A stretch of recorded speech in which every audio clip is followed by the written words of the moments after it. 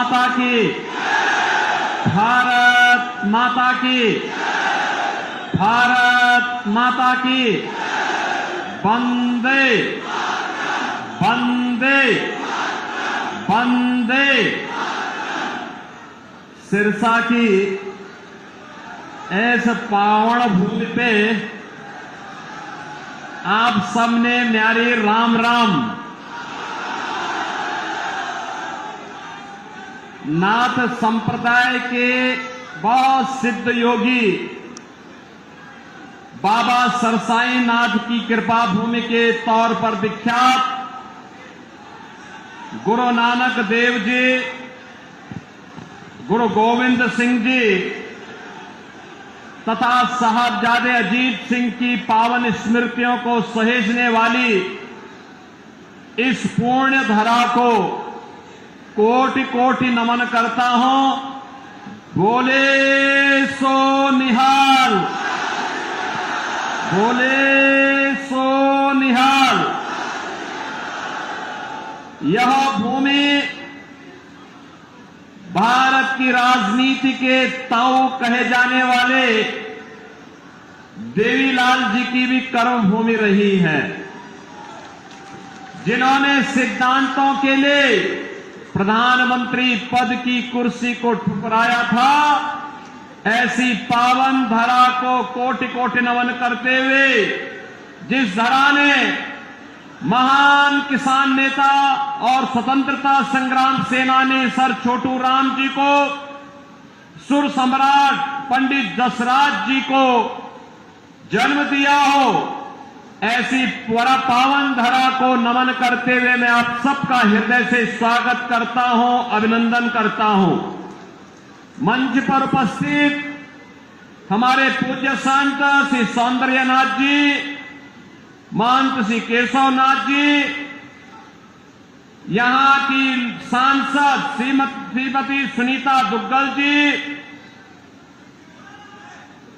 लोकसभा के हमारे प्रत्याशी श्री अशोक तंवर जी, राज्यसभा के माननीय सांसद श्री सुभाष बराला जी, लोकप्रिय विधायक और हमारे नाथ संप्रदाय के ही भक्त हैं श्री गोपाल जी, माननीय विधायक श्री दुड़ाराम जी, विधायक श्री लक्ष्मण नापा जी, जिलाध्यक्ष श्रीमती नताशा सिहाग जी, जिलाध्यक्ष फतेहाबाद श्री बलदेव ग्रोहा जी, पूर्व राज्यपाल श्री गणेशी लाल जी, लोकसभा संयोजक आदित्य चौटाला जी, हरियाणा सरकार के चेयरमैन श्री बेग फुला जी, जगदीश चोपड़ा जी, मंच पर उपस्थित भारतीय जनता पार्टी के सभी हमारे पदाधिकारीगण और भारी संख्या में बाबा सिरसाई नाथ की पावन धरा को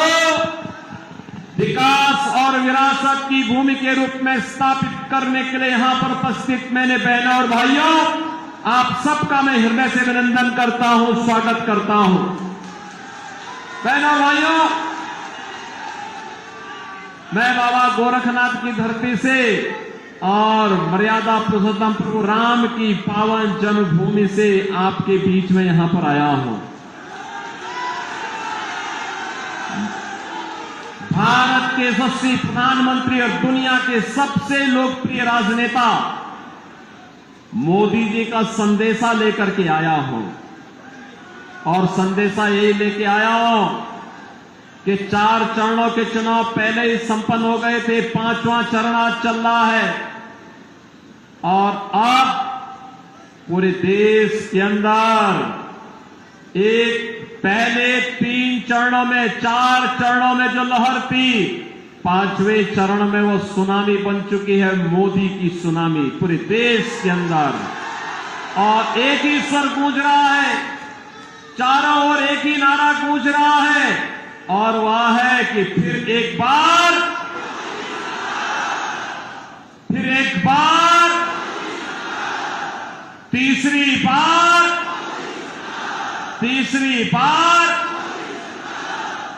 अब की बार, अब की बार जब हम 400 पार की बात करते हैं तो बहन और भाइयों कांग्रेस को चक्कर आने लगता है। और चक्कर इसलिए आने लगता है क्योंकि 400 सीटों पर तो चुनाव ही नहीं लड़ रही है, तो जीतेगी कैसे। और इसीलिए तो मैं कह रहा हूं, जनता जनार्दन उसे जवाब देती है। क्या जवाब देती है? जवाब देती है कि जो राम को लाए हैं, जो राम को लाए हैं, पूरे देश से एक ही आवाज है। और बहनों, और विरासत और विकास की अद्भुत संगम।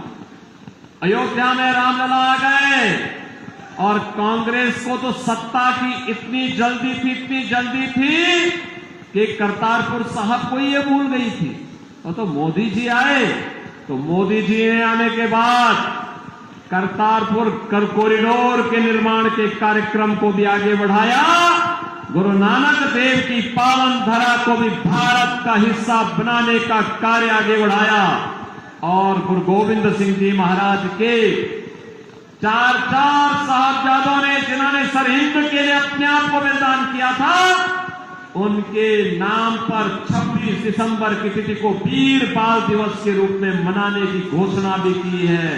इसलिए बहनों और भाइयों, आज इसीलिए मैं आपको पास आया हूं कि पावन धरा तो मेरे लिए दो प्रकार से महत्वपूर्ण है। गुरु नानक देव जी से लेकर के गुरु गोविंद सिंह जी के साहबजादों की पावन धरा के रूप में, और हमारे नाथ संप्रदाय के पवित्र संत बाबा सिरसाई नाथ जी के नाम पर, जिनके नाम पर इस सिरसा बसा हुआ है। इसलिए ये मेरे लिए एक पावन धरा है। इसको मैं कोटि कोटि नमन करता हूं, आप सबका अभिनंदन करता हूं, स्वागत करता हूं। बहनों और भाइयों, आज देश बदल चुका है। हमारी पीढ़ी सौभाग्यशाली है कि हम नए भारत के नागरिक हैं। मोदी जी के नेतृत्व में कार्य कर रहे हैं और जो दुनिया के लिए असंभव है, जो कांग्रेस के लिए असंभव था, वो मोदी जी ने संभव करके दिखा दिया। कर दिया ना। देखो, पहले दुनिया में भारत का सम्मान नहीं बचा था। लोग भारत को शक की निगाहों से देखते थे। पहले दुनिया में भारत के बारे में तमाम प्रकार की चर्चाएं होती थी। हमारी सीमाएं सुरक्षित नहीं थी। दुश्मन भारत की सीमा में घुस जाता था। आतंकी विस्फोट होते थे, जगह जगह विस्फोट होते थे। नक्सलवाद चारों ओर फैला हुआ था। विकास कार्य ठप पड़े थे। जब सुबह उठते थे तो पहला समाचार भ्रष्टाचार का, और सायंकाल होते होते आतंकी वारदात की घटनाएं आने लगती थी। निर्दोष लोग मारे जाते थे, सेना के जवान शहीद होते थे। गरीबों के कल्याण के लिए कोई योजना नहीं थी। कोई गरीब भूख से मरता था, किसान आत्महत्या करता था, दवा के भाव में मरीज दम तोड़ता था, बेटी और व्यापारी सुरक्षित नहीं थी। बहनों और भाइयों, पिछले 10 वर्ष में मोदी जी ने भारत की तस्वीर और तकदीर को बदला है। ये तस्वीर और तकदीर को कैसे बदल दिया है? आज भारत का सम्मान दुनिया में बढ़ा है। दुनिया में कोई संकट आता है, लोग दुनिया भारत की तरफ देखती है। सीमाएं सुरक्षित हैं। अब कोई दुश्मन भारत की सीमाओं का अतिक्रमण नहीं कर सकता है, क्योंकि नया भारत है। और आतंकी वारदात तो नहीं होती, इस पे नकेल कसा गया। लेकिन अगर पटाखा भी जोर से फट जाए ना, तो सबसे पहले पाकिस्तान सफाई देता है कि नहीं, मैंने नहीं किया है। उसे मालूम है अगर समय रहते सफाई नहीं दी तो ये भारत है, छेड़ता नहीं है। लेकिन अगर कोई छेड़ता है तो उसको छोड़ता भी नहीं है, वो भयभीत रहता है। बहनों और भाइयों, भय बिनु होई न प्रीति, ये वही है। जब ताकत होती है ना, तो हर व्यक्ति शांति और सौहार्द के लिए आपके सामने झुकता है। और आज भारत ने दुनिया को एहसास कराया है। विकास के कार्य बड़े बड़े, highway, railway, metro, IIT, IM, AIIMS, one district one medical college, IIT, NIT, world class university और हर व्यक्ति के स्वास्थ्य के लिए हर घर नल और नल में जल की योजना मोदी जी ने पूरे देश के अंदर लागू कर दी। देखो, कांग्रेस के लोग भूखों मरते थे, गरीबों को भूखों मारते थे, उनका राशन खा जाते थे। और बहनों और भाइयों, भाजपा की सरकार में 80 करोड़ लोगों को फ्री में राशन मिल रहा है। मैं बोलना चाहता हूं, जो लोग पाकिस्तान का राग अलाप रहे हैं, उनको बोलो 23 से 24 करोड़ की आबादी का पाकिस्तान भूखों मर रहा है। वहां की जनता सड़कों पर है, तोड़फोड़ आगजनी हो रही है, 1 किलो गेहूं के लिए छीना झपटी हो रही है। और मोदी जी के नेतृत्व में भारत ने 10 वर्ष में 25 करोड़ लोगों को गरीबी रेखा से उभारने का काम किया है। 60 करोड़ लोगों को देश के अंदर 5 लाख रुपए का स्वास्थ्य बीमा का कवर मिल रहा है। 50 करोड़ गरीबों के जनधन अकाउंट खुल गए हैं। 12 करोड़ किसानों को किसान सम्मान निधि का लाभ, 12 करोड़ घरों में शौचालय का निर्माण, 10 करोड़ गरीबों को उज्ज्वला योजना का कनेक्शन और 4 करोड़ गरीबों के मकान बन गए हैं। और मोदी जी ने घोषणा की है, तीसरी बार सरकार बनेगी, 70 वर्ष से ऊपर के हर एक बुजुर्ग को 5 लाख रुपए हर वर्ष स्वास्थ्य के लिए उपलब्ध करवाएंगे। मोदी जी ने घोषणा की है, तीसरी बार सरकार बनते ही जितने बचे हुए गरीब होंगे उनको भी एक एक मकान उपलब्ध करवाएंगे। मोदी जी ने घोषणा की है, तीसरी बार सरकार बनाएंगे, सोलर स्कीम के अंतर्गत हर घर को फ्री में बिजली उपलब्ध करवाने का काम भी करेंगे। बहनों और भाइयों, यहां विकास भी है, गरीब कल्याण भी है, देश की सुरक्षा भी है, आतंकवाद का सफाया भी है और भारत का सम्मान भी है। और साथ साथ रामलला का भव्य मंदिर के निर्माण का कार्य भी तेजी के साथ आगे बढ़ गया है। रामलला अयोध्या में विराजमान हो गए। बहनों और भाइयों, मैं आपसे पूछना चाहता हूं, मोदी जी ने जो ये किया, इसमें किसी के साथ भेदभाव हुआ है क्या? अरे इसमें तो कोई भी जाति, हर जाति, मत, मजहब, क्षेत्र, भाषा, पूरे देश के 140 करोड़ लोगों को उन्होंने परिवार मान करके दिया। सबका साथ, सबका विकास की बात मोदी जी ने की। और बहनों और भाइयों, एक तरफ सबका साथ और सबके विकास की भाव, सुरक्षा सबको, लेकिन तुष्टीकरण किसी का नहीं। हमने तुष्टीकरण नहीं, संतुष्टीकरण पर ध्यान दिया। और दूसरी तरफ इंडी गठबंधन में कांग्रेस और उसके सहयोगी दल हैं, सुबह से लेकर शाम तक एक नया झूठ और एक नई अफवाह फैलाते हैं। जब सत्ता में थे तब कुछ नहीं किया, तब हिंदुओं की भावनाओं के साथ खिलवाड़ किया। तो उस समय लोग क्या कहते थे?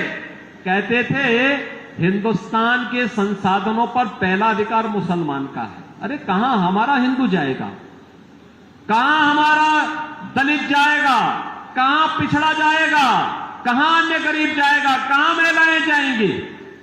और ये राग अलापते थे वही। और आज बहनों और भाइयों, इनके अंदर एक और भूत सवार हो गया है। कांग्रेस ने अपने घोषणा पत्र में इतनी खतरनाक घोषणा कर दी है, अब कहती है कि कांग्रेस सत्ता में आई तो सत्ता में आने के बाद गरीबी हटाने के लिए देश के हर नागरिक की संपत्ति का सर्वे करवाएगी। सर्वे करा करके विरासत टैक्स लगाएगी। विरासत टैक्स का मतलब आपके बाप की, आपके दादा की, आपके ग्रैंडफादर, आपके फादर, जिसकी भी प्रॉपर्टी आपको मिली होगी, उस प्रॉपर्टी में से आधी प्रॉपर्टी कांग्रेस के लोग ले लेंगे और फिर इस प्रॉपर्टी को वह मुसलमानों को बांट देंगे। क्या आप इसको स्वीकार करेंगे? क्या आप इसको स्वीकार करेंगे? क्या आप पाकिस्तानियों को और मुसलमानों को अपनी संपत्ति पे कब्जा करने देंगे? क्या? अरे हरगिज नहीं। भारतीय जनता पार्टी इनको ये मौका ही नहीं आने देगी। और ये तो बात की बात आएगी सत्ता में। रामलला के कारण इनको अब किसी भी जन्म में सत्ता नहीं मिलने वाली है, कभी नहीं मिलने वाली है। क्योंकि ये चुनाव तो राम भक्तों रामद्रोहियों के बीच में हो गया है। ये तो रामद्रोही हैं, हमेशा राम का विरोध किए हैं, भारत की विरासत का विरोध किए हैं। इनको सत्ता कभी नहीं मिल सकती है। और यही कहने के लिए आज मैं आपके पास आया हूं। बहनों और भाइयों, आपने औरंगजेब का नाम सुना हो ना? ये मुगलों में सबसे क्रूर बादशाह था। औरंगजेब, कोई मुसलमान भी अपने पुत्र का नाम औरंगजेब नहीं रखता, मालूम है ना आपको? इसलिए नहीं रखता, औरंगजेब ने सत्ता के लिए पहले अपने भाई की हत्या की और फिर अपने बाप को भी जेल भेज दिया। बाप उसका पानी के लिए तरसते तरसते मर गया। वह औरंगजेब था। और अब औरंगजेब की आत्मा कांग्रेस के अंदर घुस गई है, इसीलिए वह विरासत टैक्स के नाम पर जजिया कर आप पे लगा रही है। ये जजिया कर औरंगजेब ने ही भारत में लगाया था। कहा था कि या तो जजिया कर दो और नहीं तो मुसलमान बनो। और कांग्रेस भी यही करना चाहती है। क्या आप इसको स्वीकार करेंगे? क्या आप इसको स्वीकार करेंगे? क्या हम भारत को विभाजन की ओर ले जाएंगे? क्या? अरे राम जन्मभूमि का जो पुण्य आपके साथ जुड़ा हुआ है, आप भी कह सकते हैं, सिरसावासी भी कह सकते हैं कि हमने तो यहां से कमल खिलाने का काम पिछली बार भी किया था। श्रीमती सुनीता दुग्गल को चुनाव जिता करके भेजा था। मोदी जी को प्रधानमंत्री हमने बनाया था। मोदी जी प्रधानमंत्री बने तब अयोध्या में राम मंदिर के निर्माण का मार्ग प्रशस्त हुआ। ये श्रेय तो आपके ऊपर गया। नेतृत्व तो मोदी जी का है, लेकिन श्रेय तो आपको जाता है। ये पुण्य आपको प्राप्त हुआ है, ये पुण्य आपके साथ जुड़ा हुआ है। इस पुण्य से वंचित नहीं होना है। और इसीलिए देश के अंदर जो आवाज आ रही है, वो आवाज यही है, हर जवान से की आवाज है। और वो आवाज है जो राम को लाए हैं, जो राम को लाए हैं और राम को लाने वालों को फिर से देश की सत्ता सौंपनी है। सौंपने को तैयार हैं? सभी सिरसावासी तैयार हैं? सभी लोग तैयार हैं? सहमत हैं? यहां से भारतीय जनता पार्टी के हमारे लोकप्रिय प्रत्याशी, युवा और जुझारू प्रत्याशी श्री अशोक तंवर चुनाव जीत करके जाएंगे। लेकिन बहनों और भाइयों, आपके पास 5 दिन का समय है। इन 5 दिनों में मोदी जी का संदेश घर घर पहुंचाएंगे। यह काम है। पहले मुझे बताओ, कितने लोग हैं जो कमल खिलाने के लिए अपने आप को 5 दिन का समय देंगे? भाई पूरा सिरसा ही तैयार है। अब इसमें मेरी बात सुनो, 2 काम करना है। आपने मेरे सामने संकल्प लिया है 2 काम। एक, हर व्यक्ति को प्रतिदिन 5 घर जाना है।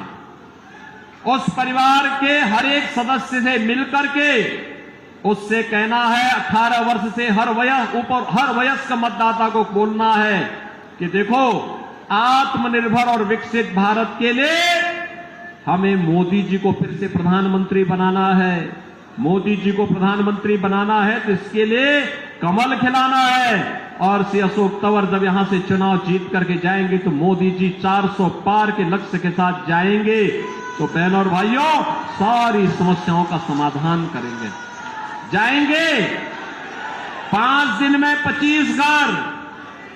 और चुनाव के दिन उन 25 घरों को मतदान भी कराना है। कराएंगे? सहमत हैं? सभी लोग सहमत हैं? तो फिर मेरे साथ बोलेंगे, भारत माता की, भारत माता की, भारत माता की जय श्री राम, जय जय श्री राम, जय जय श्री राम।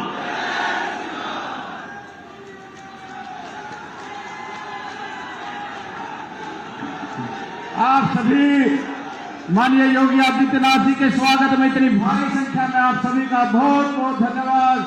जय